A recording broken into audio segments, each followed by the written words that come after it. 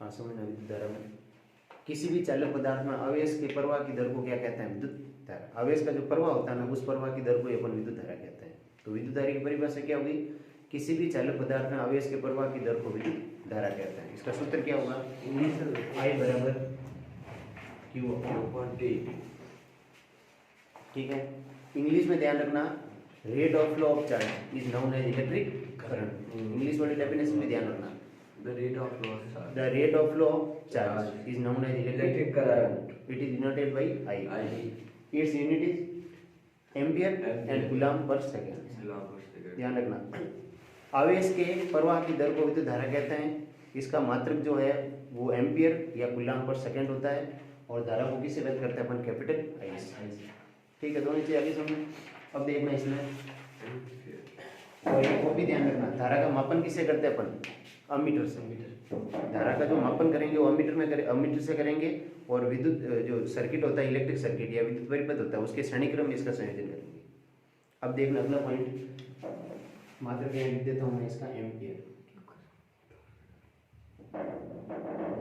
या क्या कह सकते हैं? कूलम्ब पर सेकंड। इसके बाद अगला पॉइंट है क्या इसका? इसके जो कुछ मात्रक आएंगे वो ध्यान रखना, जैसे 1 pico ampere equal to 10⁻⁻12 ampere, 1 micro ampere equal to 10⁻⁻6 ampere, 1 nano ampere -9 ampere,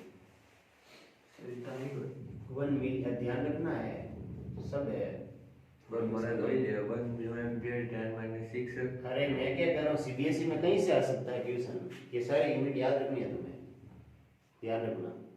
1 pico ampere 10⁻12 ampere, 1 micro ampere 10⁻6 ampere, 1 nano ampere 10⁻9 ampere, 1 milli ampere 10⁻3 ampere. अब यही अगर मैं चार्ज की बात करूँ इसी यूनिट के फॉर्म में चार्ज, तो चार्ज के लिए क्या आएगा?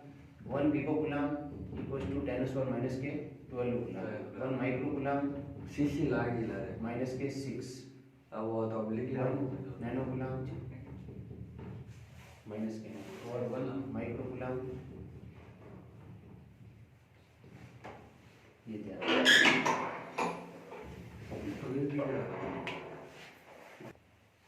अभी जो मैंने फॉर्मूला बताया था I बराबर Q/T, इस फॉर्मूले के अकॉर्डिंग Q किसके इक्वल होगा?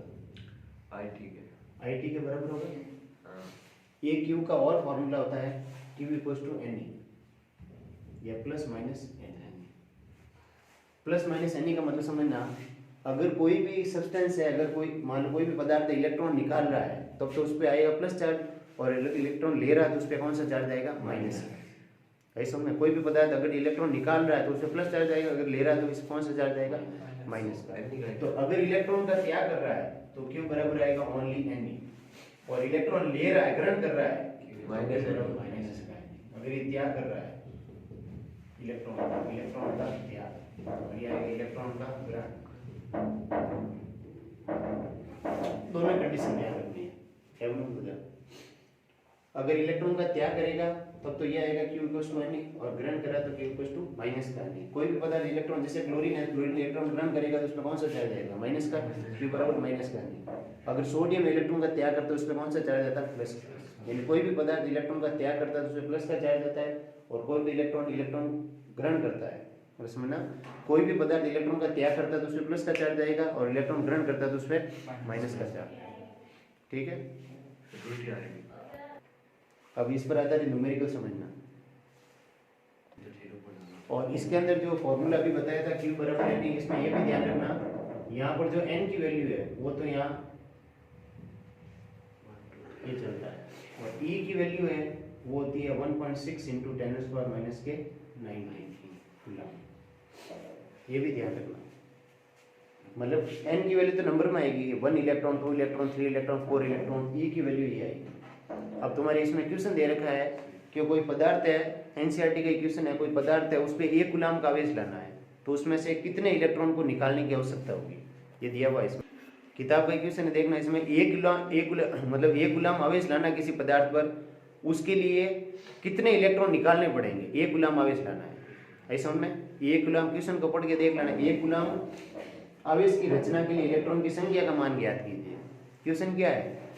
1 कूलम आवेश को लाने के लिए इलेक्ट्रॉन की संख्या का मान ज्ञात कीजिए। यानी किसी पदार्थ पर किसी पदार्थ पर 1 कूलम आवेश लाना है तो उसके लिए कितने इलेक्ट्रॉन उसमें से निकालने पड़ेंगे। तो उसके लिए यही सूत्र लगाएंगे Q बराबर N वाला। अब निकालना है तो इसके लिए कौन सा चार्ज आएगा, प्लस का। तो क्या सूत्र लगाएंगे अपन, Q इक्वल्स टू N। तो आवेश कितना 1 कूलम, N का मान ज्ञात करना है, E का मान 1.6 × 10⁻⁻⁰ तो N इक्वल्स टू क्या है 1/1.6 × 10⁻⁻⁹ तो N बराबर 19 ऊपर चला जाएगा 10⁻19 बटा 1.6। इसको और क्या लिख सकते हैं 100 × 10⁻18 ये 0.18 में बटा क्या आ जाएगा 16। एक पॉइंट और चला जाएगा, एक पॉइंट हटा के ऊपर 10 चला जाएगा तो 100 × 10⁻18 बटा 16 तो इसका मान आ जाएगा 6.3 × 10⁻18। आई समझ में? यानी इतने 1 कूलम आवेश के लिए इतने इलेक्ट्रॉन निकालने पड़ेंगे 6.3 × 10⁻18 इलेक्ट्रॉन। आगे समझ में ये कैसे निकला, मतलब इसमें सिंपल सा सूत्र है, 2 सूत्र आवेश निकालने के। एक तो मैंने अभी बताया था Q बराबर IT और एक होता है ये ऐसा में। एक तो IT वाला सिंपल है, धारा समय का मान दे रहे को निकाल सकते हैं आप। मान लिया डायरेक्ट Q = इसके अंदर तो 1 कूलम आवेश देके N पूछ लिया। अगर मान ले ये संख्या देके भी आवेश पूछ ले N बराबर 6.3 × 10⁻18 ये इलेक्ट्रॉन त्याग करने पर क्या आवेश आएगा, तो ये कूलम आएगा। ये सूत्र लगाना तो ऐसा में। अगर मैं यहाँ पर 10 कूलम का कह दूँ किसी क्वेश्चन के अंदर कि भाई 10 कूलम कोई भी पदार्थ है, उस पदार्थ पर 10 कूलम आवेश लाना है तो उसमें से कितने इलेक्ट्रॉन निकालने पड़ेंगे या कितने इलेक्ट्रॉन की जरूरत पड़ेगी ऐसा में। तो उसके लिए क्या करेंगे कि एक की जगह क्या कर देंगे 10, ये 10 कर दिया मैंने, या 10⁻19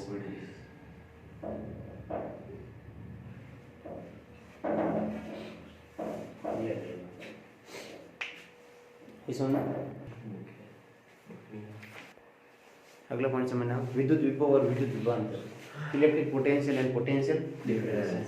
समझना विद्युत विभव,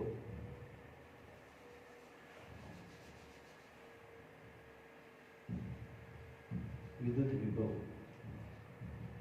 व विभवांतर, विद्युत विभवांतर।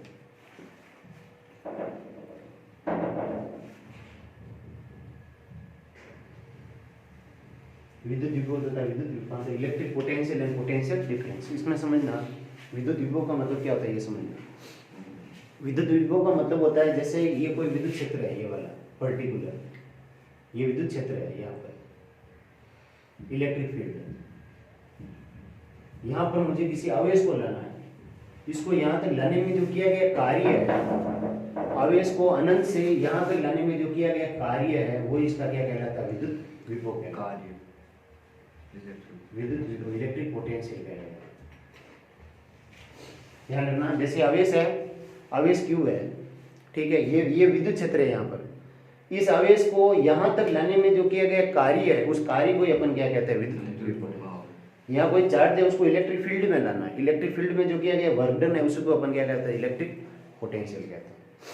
आगे समझ में, कोई भी चार्ज है, इसको एक तरीका भी बता देता हूँ याद करने का, कि मान लिया विद्युत क्षेत्र नाम की कोई स्कूल है, एग्जाम्पल के तौर पर समझ थोड़ी याद करने में आसानी रहेगी। ये विद्युत क्षेत्र है, ये नाम की कोई स्कूल है, ठीक है, और Q नाम का कोई लड़का है, विद्यार्थी है, ठीक है, समझना इसको। Q नाम, आवेश नाम का कोई विद्यार्थी है, विद्यार्थी जिसका नाम क्या है, विद्यार्थी का नाम यहाँ पर मैं क्या लिख रहा हूँ, आवेश,